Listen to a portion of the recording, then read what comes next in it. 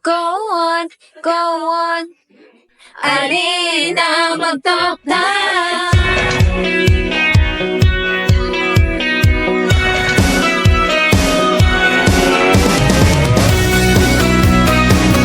Talk sabay.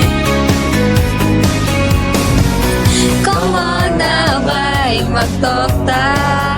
Daghang chika, walay tuka. Magkalikaw og good vibes. Sige lang, wala kay libog. Ayaw biya, tok tabay lingaw kita. Dili kita magsiksikan. Bisan unsa ang isgutan. Alina, tok tabay. Kita mag-istorya, lingaw kanunay. Dili ka magmahay, kauban si Charles. Tanan kaya-kaya, the best na talk show. Talk sabay.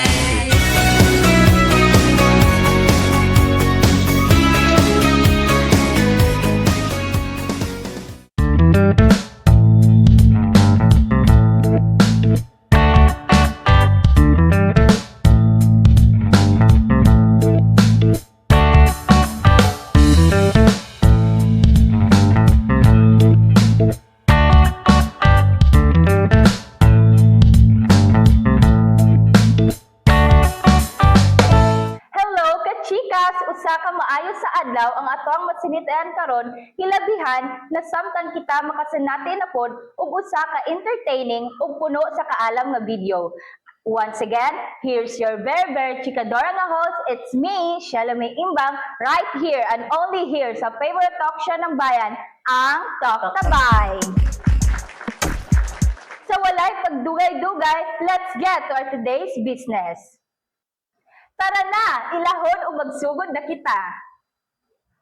Atuha na sila nakita everybody kung kinsa makauban nato ning mga batikan ng mga persona para sa atuang maanindot nga topic karon. Karon adlaw, tudluan ta mo unsaon pag-install sa main cable para sa DSL o fiber internet connection. Labaw na aron mahibaw-an ninyo kung giunsa pag-install ang maong cable connection gikan sa ISP o internet service provider padulong sa customer area o ang mga nag-avail ani nga mga serbisyo. Ug kining tanan inyong mahibawan, syempre pinaagi sa usa ka enlightening nga explanation gamit ang atuang miniature nga anaa diri karon. Sa timan nga kini nga proseso importante aron masiguro ang hapsay ug paspas nga internet sa inyong mga panimalay ug sa inyong opisina. So, shall we all start? Sugdan na! Nico, pasok! Salamat, Sheila. So, before anything else, importante jud nga atong iandam ug kompleto ang mga gamit nga atong gamiton. Charles, can we talk more about it? Okay kaayo Nico. So syempre guys, although dili ninyo siya makita diri sa among miniature karon, but naay mga important process and also mga important things nga kailangan hibaw-an nato ani nga proseso. So what are those things? Mao kini ang main cable, kung drop wire o fiber cable, and then next up we also have our cable clips or straps, and also we also have our drill or screw. And also, kaning drill of screws is ginagamit lang for important purposes. Ang hagdan para sa mga tagas nga area wherein we are going to install fibers and also the cables itself. And then lastly, we also have our ginatawag na ONT, con optical network terminal. But most importantly, we have our PPE, con personal protective equipment. Unsa din na sila? Ang main cable kung sa dalan pa mao ang highway sa kung asa gid moagi ang internet o information nga mao sa mag-connectan sa mga distribution points. Samtang ang cable clips o straps is ginagamit alang sa pag-organize sa mga wires. And also, we also have ang drill and screws alang sa pag-attach sa mga equipment into the wall. Hagdan para makabuot na to ang kanang mga areas wherein tag-as. And then we also have the optical network cable alang sa pag-install sa ato ang fiber optic cable. And then we have our PPE nga usa sa pinaka-importante nga part alang sa pag-install for the safety of our installers. Karon kay kahibalo naman mo sa mga materyales o mga gamit na angay gamiton, magsugod na siguro ta sa pagtakol about sa actual nga proseso. Can you do the honor, Aljade? Okay, so guys, ang sunod na buhaton sa ang pag-inspection sa gagianan sa cable, gikan sa poste padulong sa balay. Walay sagabal og layo kini ang mga linya sa kuryente. Yes, correct. Ug sa makita ninyo diri sa atuang miniature, ang first stage is before ang installation. Diin anaay mga kahoy, mga poste nga tumba ug mga balay nga nagaguba. Tungod sa context nga giagian kini sila og bagyo, diin kusog ang alon ug kusog ang hangin. Mauna ay since duol pud sila sa coastal area. And since part man sa step ang i-eliminate ang mga obstruction, then sa second stage is ang during installation. Makita ninyo nga gikalingawan naman siya og limpyo dayon. Nagkalingaw na siya og kalimpyo og kanang kahapsay ang palibot. So, then unsa may sunod nga buhaton ani Aljade? Sunod, isugod ang pagbitay sa main cable gikan sa poste. I-clip kini og kada isa or duha ka metros gamit ang cable clip aron lig-on og limpyo tan-awon. Ayaw pug kalimot og dili ipaagos ang cable sa lugar nga basaon or prone sa damage. That's why magmagamit ta og conduit para sa proteksyon sa cable. Kayo Aljade, dayon unsa naman po yung next nga buhaton ni Cole? So, syempre, pag abot sa cable, sa sulod sa balay, i-connect kini sa inyong terminal device. Kung DSL ang gigamit o gipili sa usa ka tawo, isulod ang RJ11 cable modem. Kung fiber pod, gamita ang SC or APC connector padulong sa optical network terminal. Hep, hep, hep! Hold it for a minute, dear. Since na-mention man ang router, then what is it basically? Salamat, Sheila. So, for the knowledge of all, ang router, ito siya ka-device nga nag-allow of multiple connection among other devices. Pinaagi sa pag-send og data packet gamit o based sa IP address nga anaa sa usa ka device nga padalhan sa maong data. Okay, salamat sa informative nga kaalam ni Cole.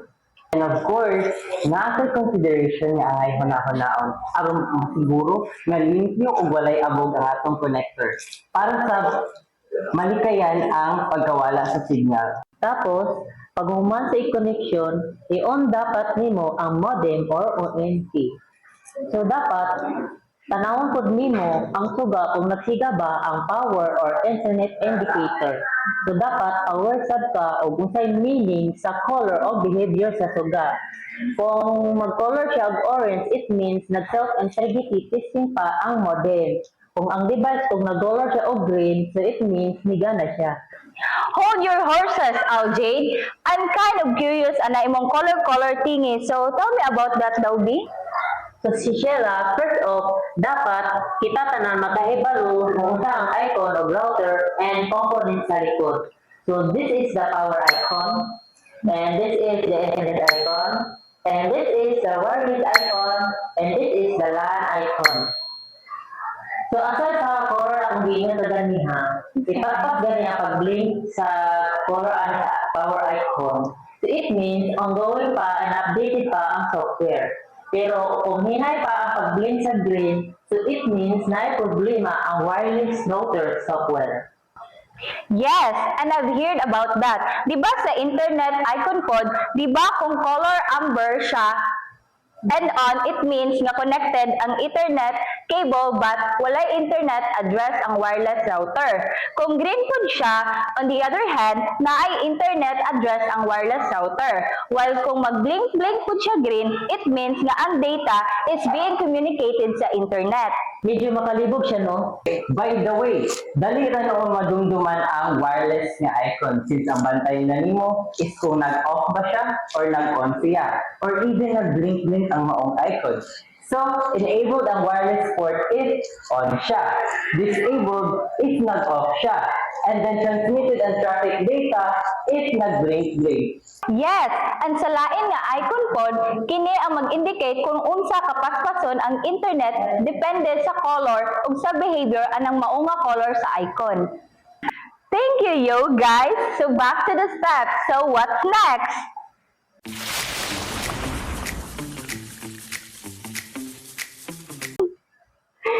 syempre, need na to gamiton ang speed test aron masiguro nga sakto ang bandwidth ug para stable ug fast ug successful ang atong installation.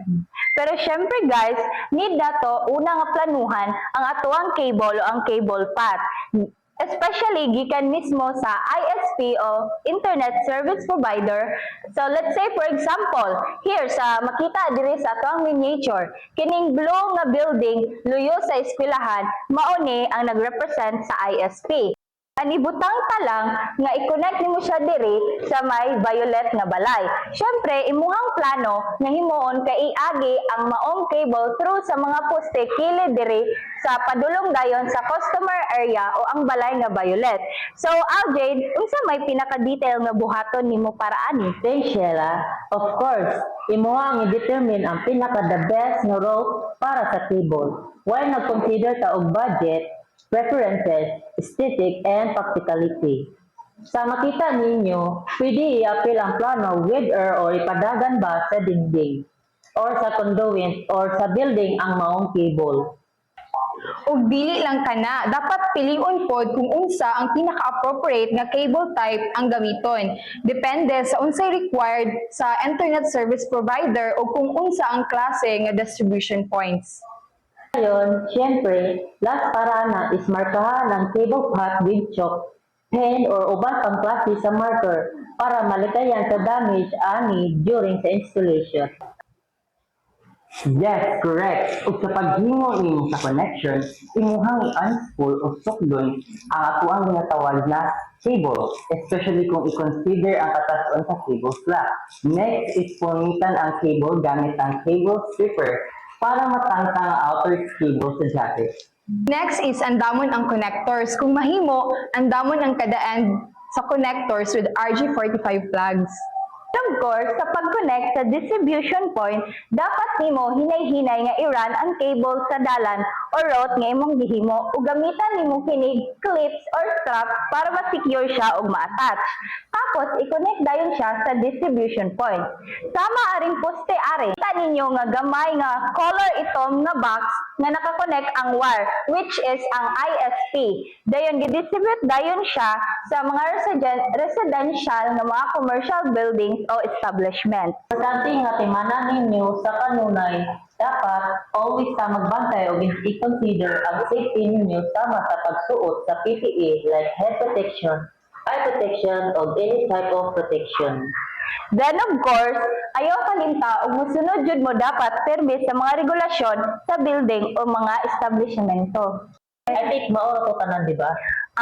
Yes, ug mao pa na ang proseso sa pag-install sa main cable sa DSL o fiber connection.